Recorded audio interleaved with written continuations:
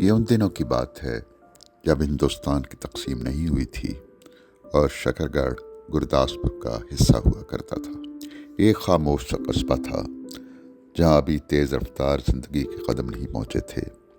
यहाँ के एक मारूफ वकील पिशोरी लाल आनंद थे जिनके 3 बेटे थे। कैसा इत्तफाक है कि ये तीनों बेटे बड़े होकर बॉलीवुड में अपनी बेमिसाल कारकर्दगी की वजह से पहचाने गए। बड़े बेटे का नाम चेतन आनंद और छोटे बेटे का नाम वजह आनंद था। ये दोनों बॉलीवुड की बहुत सी कामयाब फिल्मों के डायरेक्टर बने। मंझला बेटा धर्मदेव पिशोरी लाल था जो बड़ा होकर देव आनंद के नाम से पहचाना गया। वही देव आनंद जिसने बॉलीवुड पर 6 दहाइयों तक राज किया। वो महज एक अदाकार और प्रोड्यूसर नहीं था बल्कि दिलों पर राज करता था। वो जो कपड़ा पहनता, जिस अंदाज से सर हिलाता, जिस रफ्तार से बोलता, लोग उसकी नकल करते। उसकी जैकेट, उसका स्कार्फ, उसका मफलर नए फैशन का पता देता। ये उसी देव आनंद की कहानी है। देव आनंद ने इब्तदाई तालीम मुकामी स्कूल से हासिल की और मैट्रिक का इम्तिहान डलहौजी के सेक्रेड हार्ट स्कूल से पास किया। इसके बाद वो धर्मशाला के गवर्नमेंट कॉलेज में दाखिल हुआ और आखिरकार अपने ख्वाबों के शहर लाहौर के गवर्नमेंट कॉलेज आ गया। उसे अंग्रेज़ी से खासी दिलचस्पी थी। गवर्नमेंट कॉलेज लाहौर में उसने बीए इंग्लिश ऑनर्स में दाखिला लिया। यहाँ उसे खुलकर गैर निसाबी सरगर्मियों में हिस्सा लेने का मौका मिला। गवर्नमेंट कॉलेज के माहौल से उसने बहुत कुछ सीखा। 4 बरस का अरसा बहुत होता है। इन 4 बरसों में गवर्नमेंट कॉलेज का रंग उसके अंदर रच बस गया। यूँ तो देव आनंद पहले से एक पुरएतमाद नौजवान था, लेकिन गवर्नमेंट कॉलेज की तरबियत ने उसके एतमाद में मज़ीद इजाफा कर दिया। उसकी अंग्रेज़ी बोलने की सलाहियत जो डलहौजी के सेक्रेड हार्ट स्कूल में परवान चढ़ी थी, गवर्नमेंट कॉलेज ने उसे मज़ीद निखार दिया। देव आनंद के वालिद मिजाजन एक सख्त गिर इंसान थे और बच्चे उनसे डरते थे, लेकिन देव आनंद की वालिदा बहुत हलीम तबीयत का मालिक थीं और देव को उनसे बहुत प्यार था। वो बीमार हुई तो देव ने माँ की खिदमत करते हुए दिन रात एक कर दिए। वो जून की तपती दोपहरों में अमृतसर जाता जो उसके गांव से कोई 35 मील दूर था। सुबह 4 बजे उठता और अमृतसर से ज़रूरत की अशिया लेकर वापस आता। उसे गर्मियों की वो दोपहर अच्छी तरह याद है जब वो माँ की दवाएं लेने अमृतसर गया था। चिलचिलाती धूप में उसे बादाम के शरबत की एक रेहड़ी नजर आई जहाँ से उसने शरबत लिया। जब रेहड़ी वाला उसे शरबत का गिलास थमा रहा था तो उसकी निगाहें देव आनंद की पेशानी पर अटक गईं। उसने पंजाबी में देव आनंद से कहा, बाऊ, मैं तुम्हारे माथे पर सूरज देख रहा हूँ। देखना एक दिन तुम बड़े आदमी बनोगे। इसी तरह एक दिन देव आनंद अपनी माँ की चारपाई पर बैठा था। उसने माँ को कहा, माँ, अगर तुम चली गई तो मेरा क्या बनेगा? माँ ने मुस्कुराते हुए बेटे को देखा और प्यार से बोली, पागल, मैं तुम्हें छोड़कर कहीं नहीं जाऊंगी। लेकिन वो महज तिफ्ल तसल्ली थी। कुछ महीने बाद माँ हमेशा की नींद सो गई और देव की दुनिया यकलख्त वीरान हो गई। लेकिन ये उन दिनों की बात है जब वो होश में थी और बातें कर रही थी। एक रोज़ देव की माँ ने अपने शौहर से कहा, आप देखेंगे मेरा बेटा आनंद बड़ा आदमी बनेगा। देव आनंद उस दिन को याद करते हुए सोचता है कि पता नहीं मैं माँ की पेशगोई के मुताबिक बड़ा आदमी बना या नहीं, लेकिन मैं ज़िंदगी में एक कामयाब आदमी ज़रूर बना और ये सब मेरी माँ की दुआओं का नतीजा है। गवर्नमेंट कॉलेज से बीए इंग्लिश ऑनर्स का इम्तिहान पास करने के बाद देव कॉलेज की इमारत से बाहर निकला तो उसे यूं लगा जैसे वो भरी दुनिया में अचानक अकेला रह गया है। उसकी माँ अब इस दुनिया में नहीं थी और बाप से उसकी रस्म राह न थी। उसने सोचा क्यों ना बम्बई का रुख किया जाए। एक इंटरव्यू में देव आनंद ने बताया कि वो बम्बई में किसी को नहीं जानता था।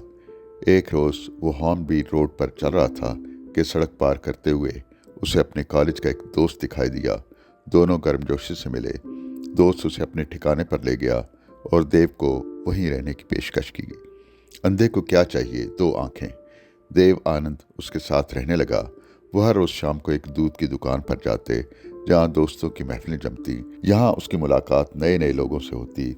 वहीं एक रोज़ उसे पता चला कि प्रावत फिल्म्स वालों को अपनी फिल्म के एक किरदार के लिए एक लड़के की तलाश है। देव आनंद अगले ही रोज़ फिल्म कंपनी के दफ्तर पहुंच गया और बाबू राय से अपना तारुफ कराया कि मैं गवर्नमेंट कॉलेज लाहौर का ग्रेजुएट हूँ और मुझे पूरा यकीन है कि मैं ही वो लड़का हूँ जिसकी आपको अपने किरदार के लिए तलाश है।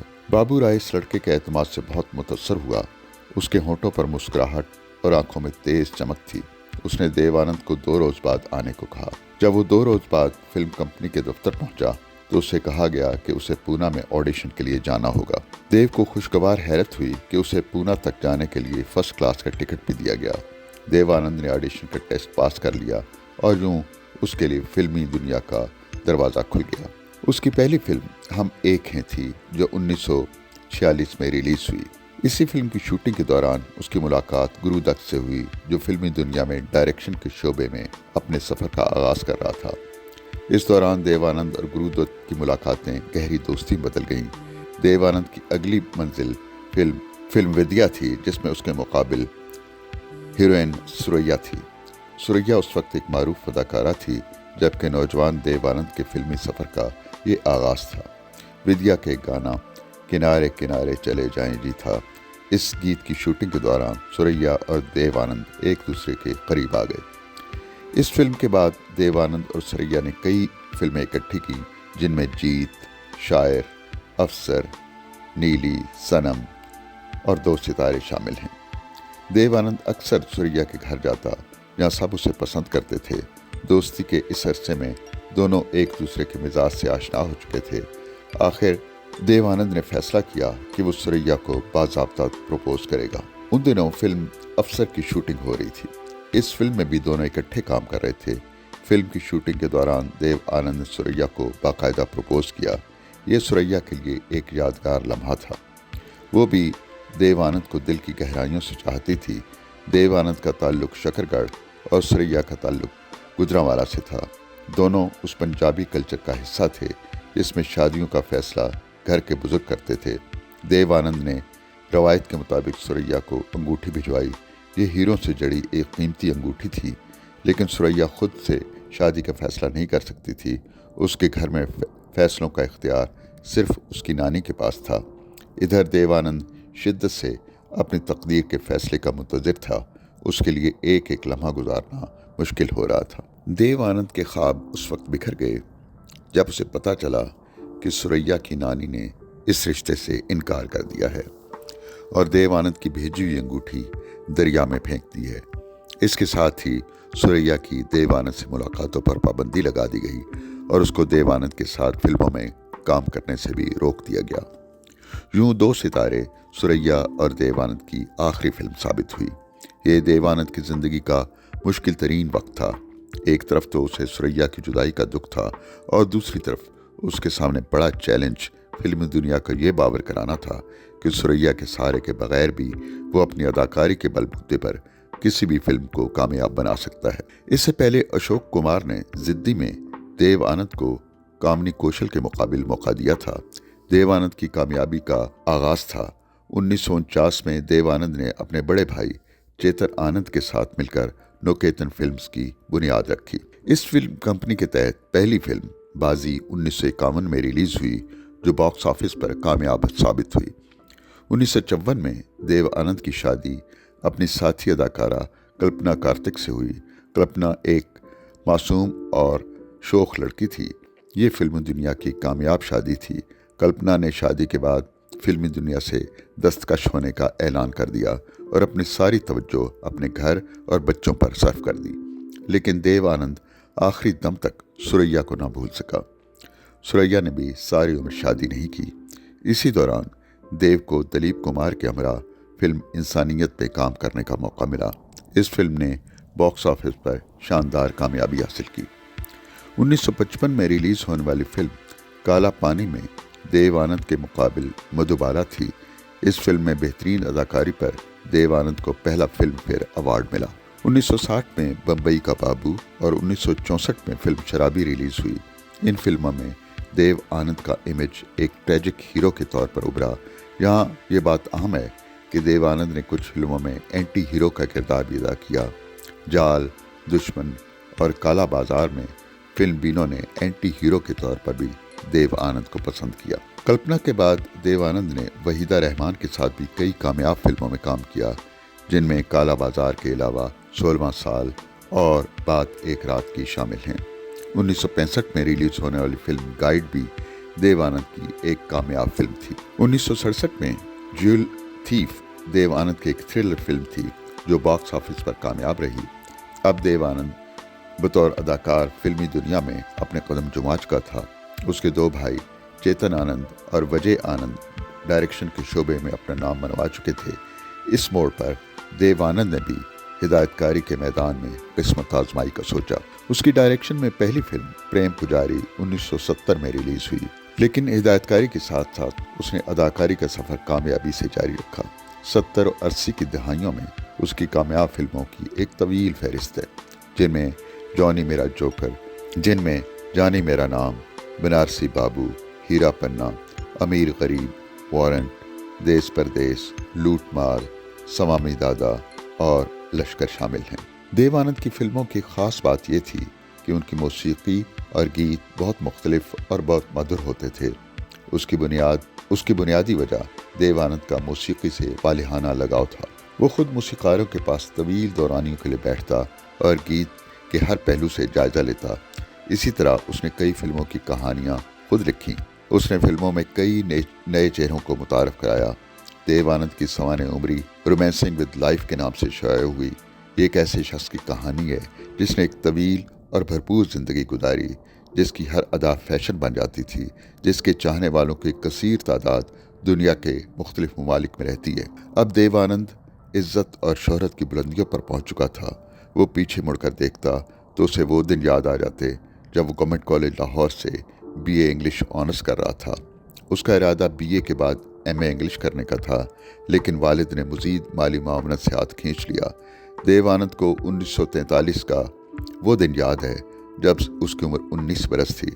उसकी जेब में सिर्फ 30 रुपये थे और वो फ्रंटियर मेल में अपने ख्वाबों के शहर बम्बई जा रहा था। उस वक्त उसे क्या मालूम था कि उसे फिर अपने शहर लाहौर में आने के लिए वीज़ा लेना पड़ेगा।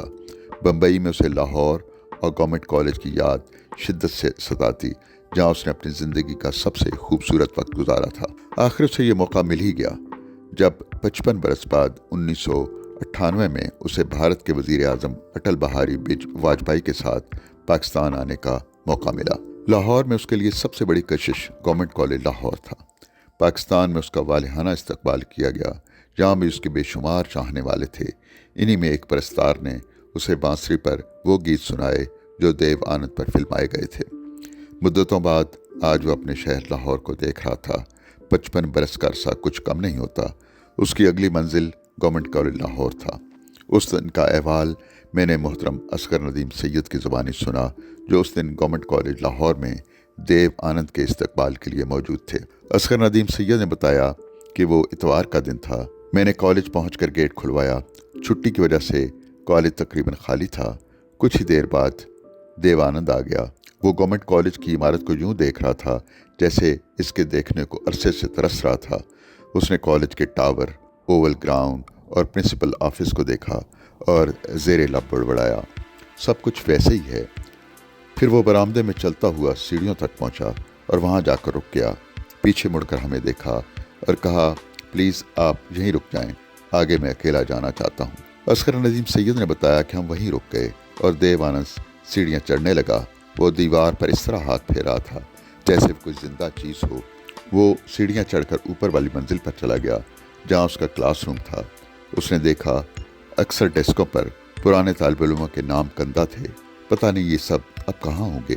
ये सोचकर उसका दिल भर आया और वो जल्दी से कमरे से बाहर निकल आया। हम नीचे खड़े देव आनंद का इंतज़ार कर रहे थे। अचानक हमें किसी के रोने की आवाज़ आई और उसके साथ ही एक चपरासी तेज़ी से सीढ़ियाँ उतरते नीचे आया और हमें कहने लगा कि ऊपर बरामदे में सतून के पास एक शख्स खड़ा रो रहा है। हम ऊपर गए तो वो देव आनंद था। वो अपनी क्लास में जाकर जज्बाती हो गया था और बरामदे के सतून से लगा बिलक बिलक कर रो रहा था। उसने हमें देखकर बस एक ही जुमला कहा, सब कुछ वैसा ही है, डेस्क भी वही। लेकिन इसके बाद उसकी आवाज़ गले में अटक गई और हमारे चारों तरफ एक बोझल खामोशी छा गई। ये देव आनंद की कहानी है, जो शकरगढ़ में पैदा हुआ, लाहौर में जवान हुआ, बम्बई की फिल्मी दुनिया पर राज किया और जो आज अपने कॉलेज के सतून के साथ लिपटकर बच्चों की तरह रो रहा था।